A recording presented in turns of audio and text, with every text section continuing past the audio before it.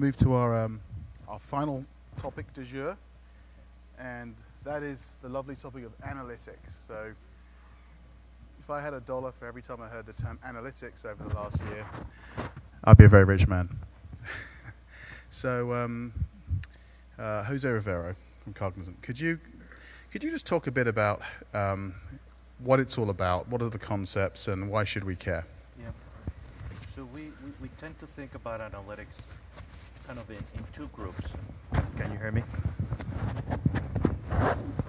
Can you hear me now? Yeah. Sorry. So we think of analytics in two groups. Phil, one is, let's call it the operating analytics, things that we're familiar with. We look at SLAs, KPIs, metrics. We analyze those. And all those are about running better. So running the organization better, looking at cost, looking at time, looking at accuracy. And again, those have been around for a while.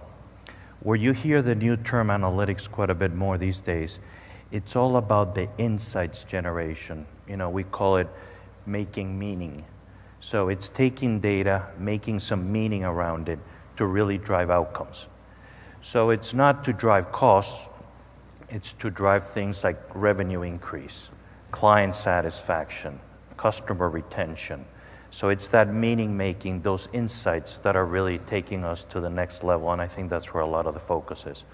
So we think about running better and running differently. Okay, but then what does this mean to the worlds of shared services and outsourcing? Why is it any different? What's the impact? Well, the impact now is, and we see it for our clients, right? So we're all expected to deliver cost reduction. Yeah. And that's table stakes, and any outsourcing agreement, thinking about outsourcing more for a moment, you got to deliver that cost reduction. That's a given. What analytics allows us to do is to go to that next level and drive business results, drive outcomes. Again, by using analytics, you can figure out where you have revenue leakage. Mm-hmm. And now all of a sudden, you're not just reducing costs, you're increasing revenue. By looking at, customer defections, you can analyze that data and try to keep customers longer. So again, it's not about reducing the cost, it's about all these outcomes. Okay, so we can talk about outcomes, we can talk about new thresholds of value, but ultimately, does this mean companies need to become more analytical? I think so, right? You have to have those skills internally. You have to have those analytical tools to, again, make meaning, to develop those insights that allow you to innovate, find opportunities to drive outcomes. Yeah, I do think we all need to become more analytical. We need to hire slightly different type of people, right? Probably higher level skills. We talked about talent before. This particularly comes in the analytics space.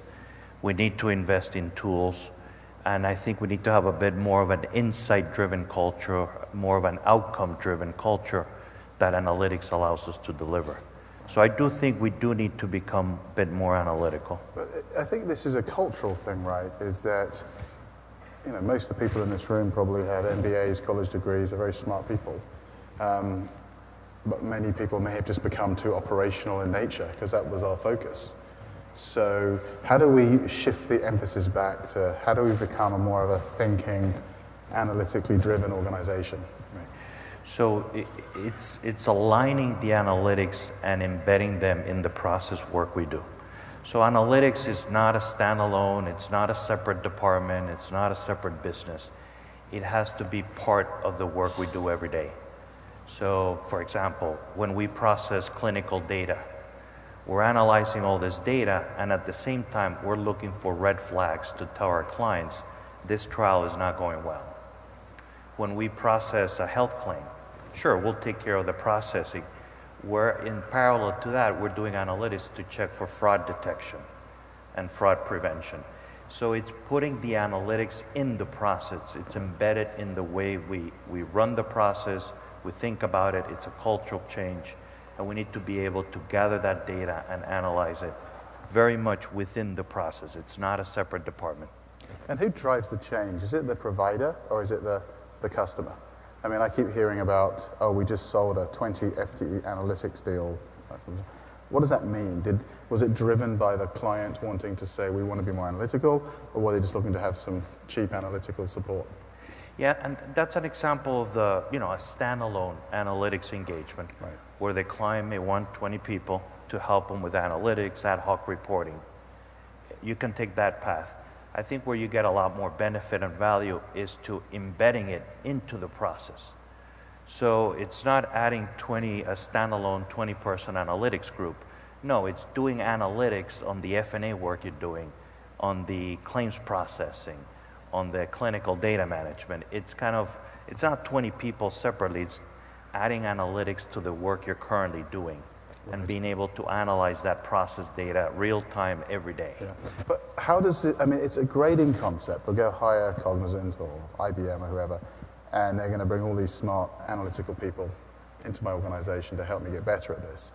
But how does that really work in practice? I mean, in terms of you're a CFO or a controller, for example, and you go to your staff, we're going to get some help from Cognizant to improve our analytical capability. How do you, start to have that conversation? And who drives the behavior and the collaboration? I mean, how do you get from A to B then to C with this? Right. So obviously, as you're defining the scope of work, right, you're talking about a process that you want to give a service provider. You define all that, as we do every day today. The next step is to look at then the analytics that you're going to deliver. Yeah. So there will be the operating analytics, the outcome analytics, the business insights. So it's a very specific, explicit discussion of, hey, here are the analytics, the reports that I'm getting daily, weekly, and monthly. And once you define that, then it's for the service provider to operationalize that. So in that discussion, in the analytics that the client wants to see, that's where you get into the outcomes. What's really important to that client? Right. And that in that discussion is where you define the outcomes, and then we'll deliver the analytics around it. Okay, and then are you typically starting small, like you might go to one of your clients and just give them a couple of analytical staff to kind of get things rolling, and you grow, you kind of do that kind of radiate and penetrate type of approach? How are you going about building your business? Yeah, when it's a standalone analytics engagement, yeah, where they want some standalone analytical resources, that's an approach. Yeah. What we would prefer to do is say, on your claims processing, and we process so many millions of claims for you, let me give you the analytics on these 2 million claims. So it's a bit more of a discussion of the analytics on the process as opposed to the bodies, right, to help you with the analytics. Okay, so tell me about this making meaning strategy you have at Cognizant. How does that apply, and why is that different in the market? Yeah, so our big framework, or one of our governing frameworks, is the SMAC stack, yeah, that you may have heard about. So for us, we see a big shift, and this stack that includes social, mobile, analytics, and cloud. We see these 4 letters impacting and radically changing many processes. So as we think about analytics, it's a key component of that SMAC stack, which we believe is going to change many business models and be very disruptive. And one key example, for example, of analytics is Netflix, and their Cinematch engine. It's the A piece of their whole business model that has been able to transform the industry. So we think about it through the SMAC stack and how we implement that, and also through our industry and process work. Okay.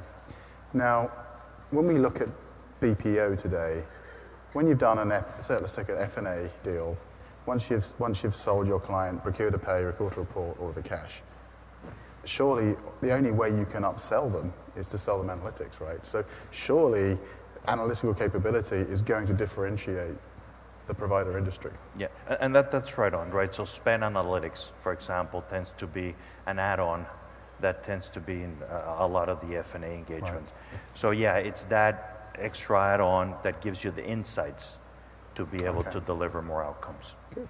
So finally then, what would your advice be to shared services folk today in terms of how to approach analytics in your own job, and maybe how to improve it, and what kind of questions to ask? I think you have to think about what outcomes you want to drive beyond cost reduction. Once you figure out those outcomes, you need to figure out what are the analytics that you need to do to drive those outcomes. And then after that, it's getting the talent and the tools to get it done, together with the culture change that goes with it. Good. Well, thank you very much, Jose. Thank you. Time is up. Thanks.